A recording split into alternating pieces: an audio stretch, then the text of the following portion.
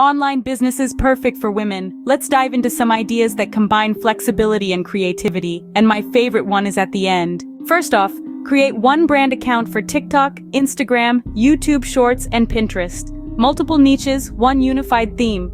For example, think of someone who likes travel, fitness, and being a clean freak. Engage your audience, build trust, and boost your TikTok shop. Want more niche ideas? Comment below.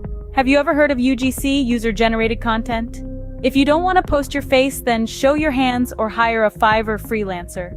But remember, showing yourself can build trust faster. Use apps like Join Brands to amplify your reach. Next up, online marketplaces. Thrift and flip on eBay. Unearth treasures in attics and basements to sell. Or how about a vintage Etsy shop? Got knowledge? Digital products are your friend. Write it down, refine with ChatGPT, and publish on KDP. From carpentry to sewing, niche is key. Maybe a guide on building a toy car with your grandkids? Now my favorite one.